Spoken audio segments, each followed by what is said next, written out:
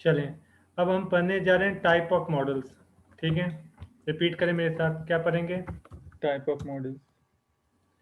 अब जिस तरह हमने एट्रीब्यूट्स पढ़े थे ना, वेरिएबल को, हम वेरिएबल्स को 4 बेसिस पे डिवाइड कर सकते हैं, टाइप में, क्वालिटेटिव में, क्वांटिटेटिव में। ठीक है, हमने कहा था फिर रोल में डिवाइड करेंगे, dependent, independent, mediating, moderating, control, extraneous. याद आया? फिर हमने यस स्केल किया था, नॉमिनल, ऑर्डिनल, इंटरवल, रेशियो, और फिर नेचर में क्या था, ऑब्जर्व, अनऑब्जर्व। इससे आप टाइप ऑफ मॉडल, इसमें आप 4 तरीकों से इसको डिवाइड कर सकते हैं। या तो आप बोलेंगे यूनिवेरिएट है, रिपीट करें, क्या है?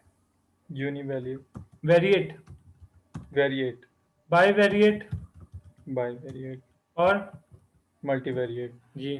अब आपका मॉडल इन तीनों में से कोई एक होगा, या तो वो यूनी होगा, या तो वो बाय होगा या फिर मल्टी होगा, मल्टी। मल्टी होगा। ठीक है, दुनिया का कोई भी मॉडल लेंगे इन तीनों में से। तीनों में से कोई एक होगा। ठीक है, आगे चलें। अब हम डेटा की बेस पे कहते हैं, या तो ये मॉडल क्रॉस सेक्शनल डेटा का है, या तो टाइम सीरीज का है, या तो पैनल का है। यहाँ पे पूल भी ले लेता हूँ। ये पैनल और पूल का डिफरेंस मैं आपको एक्सप्लेन कर देता हूँ। नॉर्मली हमारे यहाँ लोग कहते हैं एक ही बात है, पर एक ही बात नहीं है, थोड़ा सा फर्क होता है। ये बात क्लियर हो गई? तो जब हमारे पास डेटा आता है, तो या तो डेटा की नेचर क्रॉस सेक्शन होती है, तो टाइम सीरीज होती है, तो पैनल होती है, तो पूल होती है। तो डेटा को आप इन कैटेगरीज में से किसी एक कैटेगरी के अंदर डिवाइड करेंगे। क्लियर हो गया? सही है। आगे तीसरी कैटेगरी क्या है? या तो मॉडल कोरिलेशनल होगा, कोरिलेशन,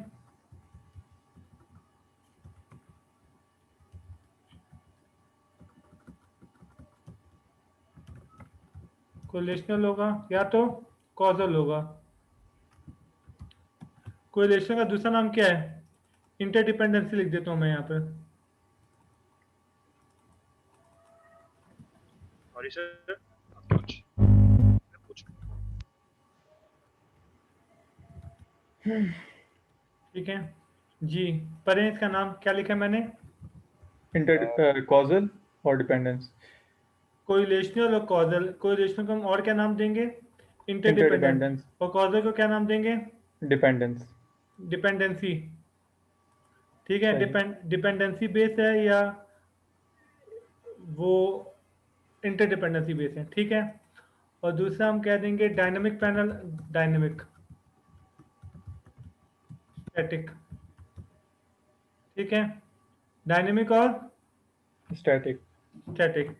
तो हम अपने मॉडल्स को इन कैटेगरीज के अंदर डिवाइड कर सकते हैं। ये बात समझ में आती है? ठीक है। क्लियर है यहाँ तक? सही है। पहली कैटेगरीज में हमने क्या पढ़ा? यूनिवेरिएट, बाईवेरिएट, और मल्टीवेरिएट। फिर उस पे हम लोग ने फिर बाकी क्रॉस सेक्शनल, टाइम सीरीज और पैनल पूल देखा। फूल हो गया। उसके बाद कोरिलेशनल और कॉजल, कोरिलेशन, और फिर उसके बाद डायनेमिक और स्टैटिक। ठीक है। तो ये चारों हेडिंग हम एक एक करके पढ़ेंगे अभी, कि यूनी बाय मल्टाई क्या होता है, cross sectional time series panel pool क्या होता है, कोरिलेशनल कॉजल क्या होता है, डायनेमिक स्टैटिक क्या होता है। यहाँ तक क्लियर है? सही है। अब जैसे मैंने आपको एक मॉडल बताया, जैसे मैंने आपसे कहा मल्टीपल लीनियर रिग्रेशन। ठीक है, हम्म। तो आप पूछेंगे इन तीनों में से कौन सा है, तो मैं कहूँगा मल्टीवेरिएट है। क्लियर हो ठीक रहा है। है? फिर आप मुझसे पूछेंगे इन चारों में से कौन सा है, तो मैं आपको एक्सप्लेन करूंगा ये क्रॉस सेक्शनल कब होगा, टाइम सीरीज कब होगा।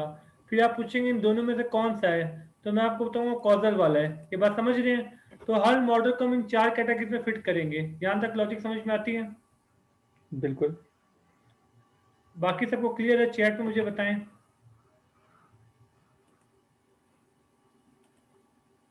ठीक है, आगे चलें।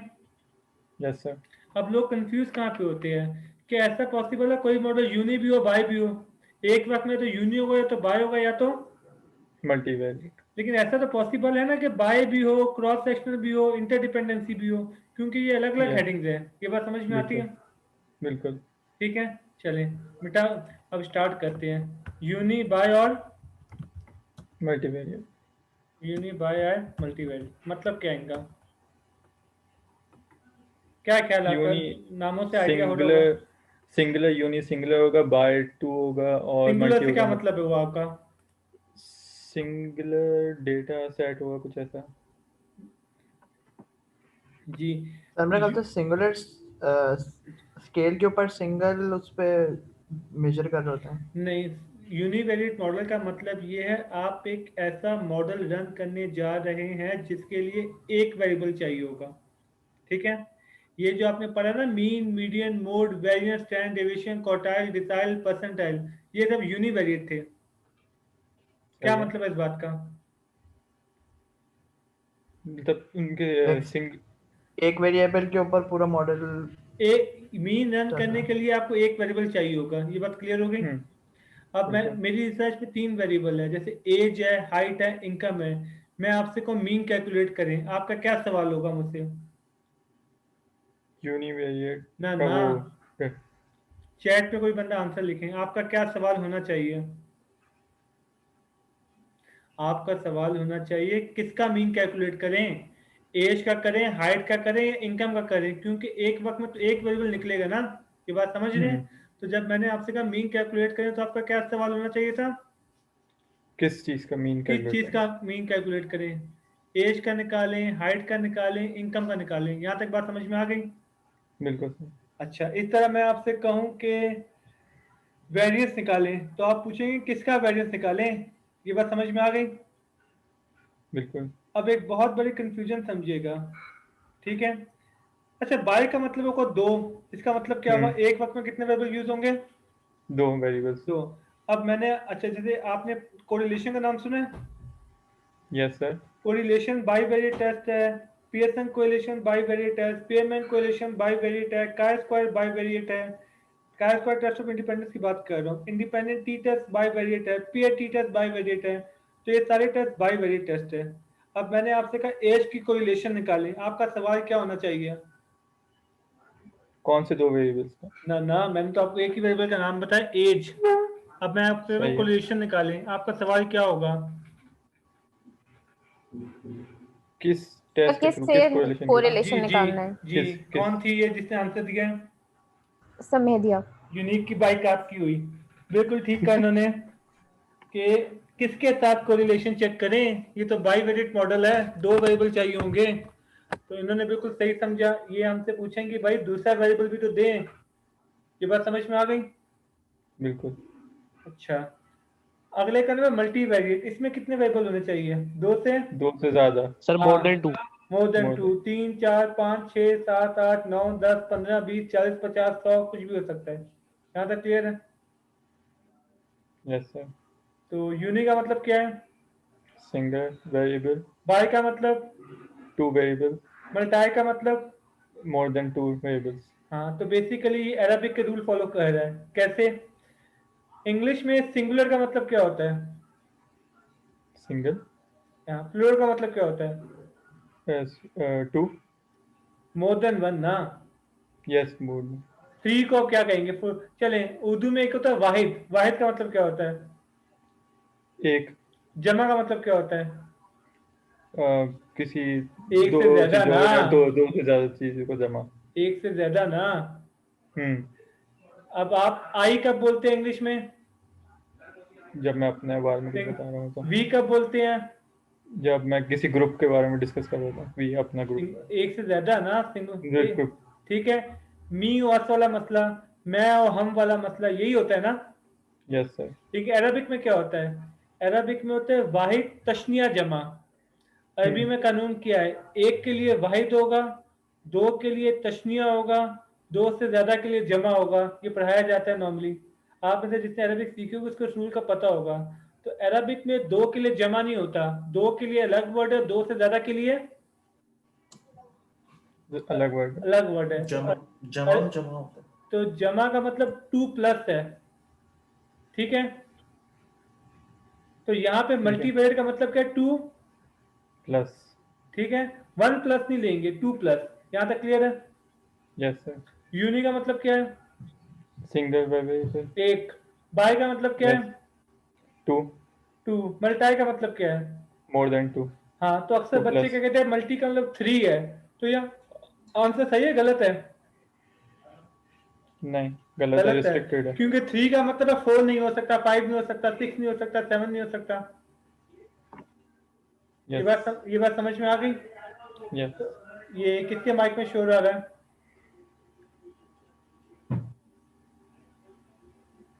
दानियाल साहब आपके माइक में शोर है पीछे से। सर यहाँ पे मुझे शोर लग नहीं रहा है, अपने रूम में हूँ मैं, अलग रूम में बैठा हूँ। अच्छा, बैकग्राउंड से फिर किसी और का माइक ऑन होगा। खैर, तो ये यूनी बाय मल्टाई समझ में आ गया।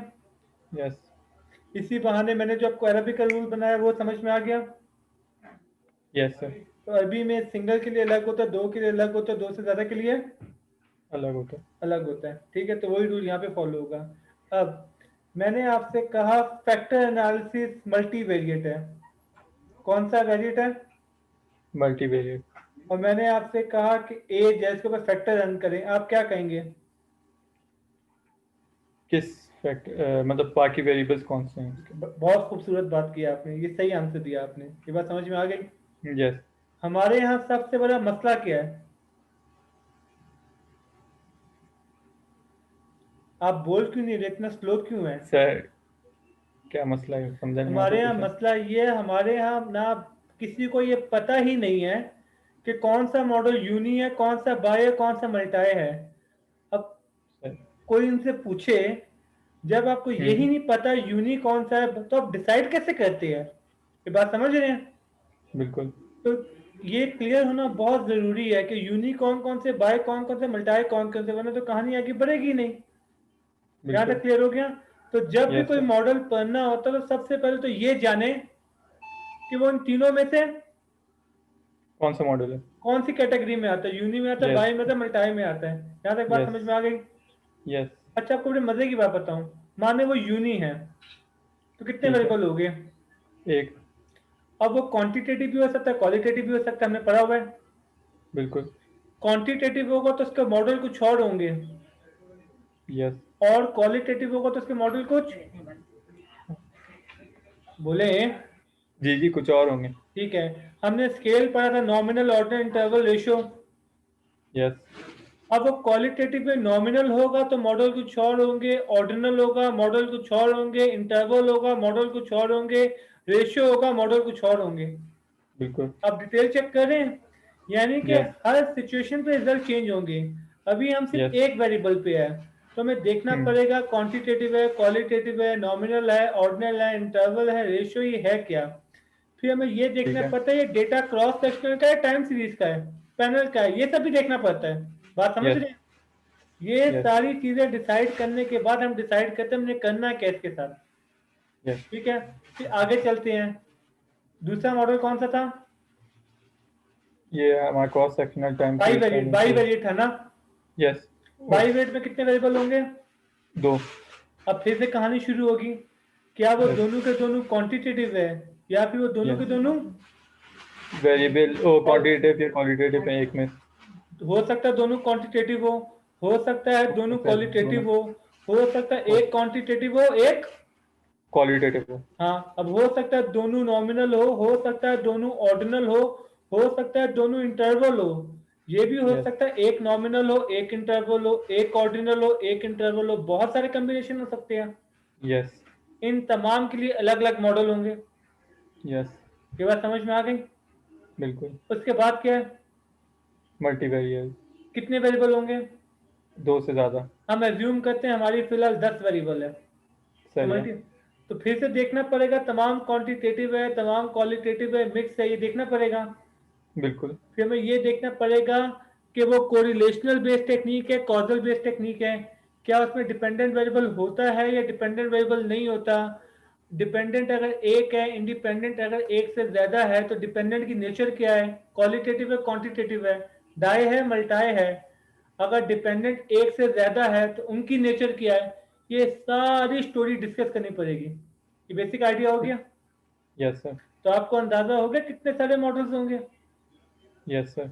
तो पूरी सिचुएशन का एनालिसिस करने के बाद, पूरी डेटा की नेचर देखने के बाद हम डिसाइड करेंगे कि ये वाला मॉडल फिट करना है। Okay sir. तो इसे हम मेडिकल की जबान में क्या कहेंगे? जब मेरे सामने कोई डेटा आता है, मुझे कोई डिसीजन लेना है, तो सबसे पहले मुझे डिसाइड क्या करना चाहिए कि किस तरह के मॉडल से हम लोग हाँ, कि टेस्ट करना करेंगे। क्या है, कौन सा मॉडल फिट करूं। बिल्कुल। तो जिस तरह बीमारी का इलाज करने के लिए सबसे पहले डायग्नोस करना, ठीक है ना। एक डॉक्टर होता है, उसका काम क्या होता है शुरू में? डायग्नोसिस करता है कि प्रॉब्लम है उसका क्या। अलग डॉक्टर होता है ना। बिल्कुल। तो वो ये बताएगा इसको बीमारी क्या है, पहले ये तो आइडेंटिफाई करें, इलाज तो बाद में होगा।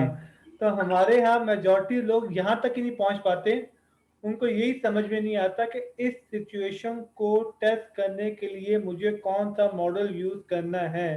लॉजिक क्लियर हो गई? Yes sir. स्टैटिस्टिक्स को आसान जबान में समझते हैं, डेटा एनालिसिस को आसान जबान में समझते हैं।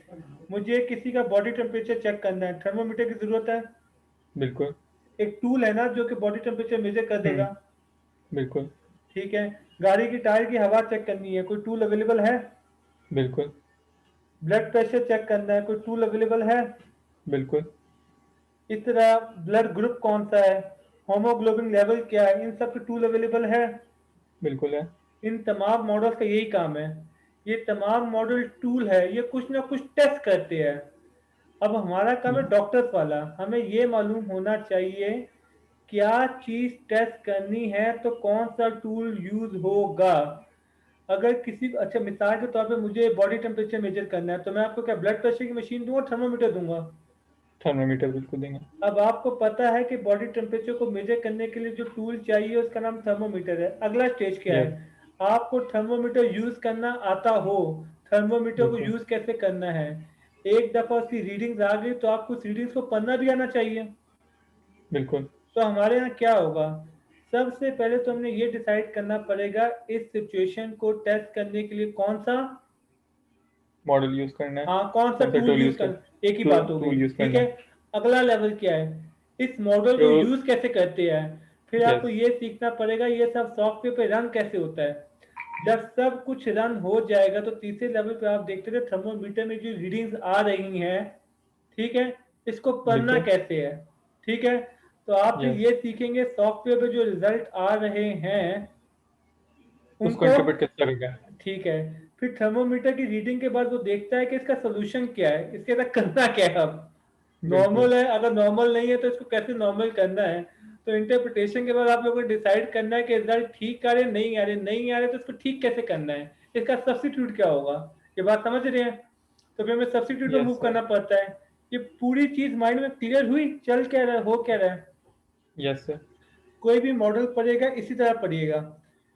जैसे मिसाल के तौर पर मैं आपको एक मॉडल सिखा रहा हूँ रिग्रेशन। तो आप पहले मुझसे पूछें कि कौन सी बीमारी है, कौन सी सिचुएशन है, कौन सा टेस्ट है, कौन सा हाइपोथेसिस है जिसमें ये टूल यूज होगा। ये बेसिक है। तो मैं आपको बताऊंगा इस पर्टिकुलर सिचुएशन में यूज होगा। अगला सवाल आप मुझसे क्या पूछेंगे, ये रन कैसे होता है। आपकी रन कैसे होता है और उसकी रीडिंग किस मैंने तरह आपको सिखा कैसे दिया, आती है। उसके बाद क्या होगा, इसकी इंटरप्रिटेशन यस कैसे कैसे होगी। इंटरप्रेट ठीक है। कर। अगर रिजल्ट ठीक नहीं आए तो इसका सब्स्टिट्यूट क्या है, इसका सोल्यूशन क्या है। यस ये बात समझ में आ गई। तो यस दुनिया का हर मॉडल पढ़ेंगे तो इसकी इम्प्लीमेंटेशन ऐसे ही होनी चाहिए। यहाँ तक क्लियर है? Yes sir. क्लास कोई क्वेश्चन है पूछें। सर ये एक बार रिपीट कर देंगे आप प्लीज, क्या चीज रिपीट करनी है? ये वाली के ये मॉडल पहली बात है कि किस चीज के लिए प्रॉब्लम के यूज होगा, उसके बाद सेकंड क्या थी चीज। माइक पे आए आप। आ गया सर। एक मॉडल है उसका नाम है फैक्टर एनालिसिस। तो आप मुझसे पहला सवाल क्या पूछेंगे?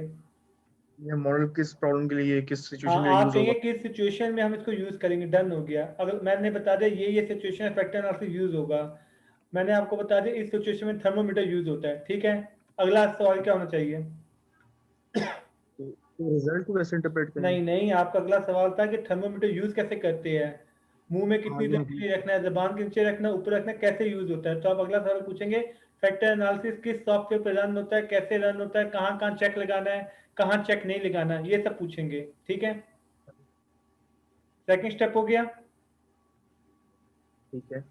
थर्ड स्टेप में आप थर्मोमीटर में देखते थे यार ये रीडिंग है, इसको पढ़ना कैसे है, इसकी इंटरप्रिटेशन कैसे होगी, पूछते हैं। जी ठीक है। तो आप कहेंगे फैक्टर में जो टेबल्स आ रहे हैं, जो रिजल्ट आ रहे हैं, इनकी इंटरप्रिटेशन कैसे करनी है। ठीक है। Right. मेरे तो नंबर मेरे को समझ ही नहीं आ रही। जैसे एक आम आदमी को डॉक्टर की रिपोर्ट समझ में नहीं आएगी, तो जो डेटा एनालिसिस नहीं होगा उसको तो सारी वैल्यू समझ में नहीं आ रही होगी, क्योंकि क्या अजीबोगरीब ग्राफ बन के आ रहे हैं, मुझे क्या पता क्या चल रहा है, ये सब कुछ समझ रहे हैं। तो तीसरा स्टेप है उसकी इंटरप्रिटेशन। डन हो गया। थर्मोमीटर अगर कहता है बंदा बीमार है तो उसको कोई ना कोई सोल्यूशन देंगे आप लोग कि टैबलेट ले लो ताकि बात नॉर्मल पे आए। इस तरह रिजल्ट देख के अगर रिजल्ट में कोई प्रॉब्लम आता है तो फिर हमें उसके सब्स्टिट्यूट को भी पता होना चाहिए कि इसका सोल्यूशन कैसे आएगा। यहाँ तक बात क्लियर है? क्लियर है। किसी का कोई क्वेश्चन है या मैं आगे चलूं? आगे चलो। क्लास कोई क्वेश्चन है? No sir. Uni bi multi सब क्लियर है?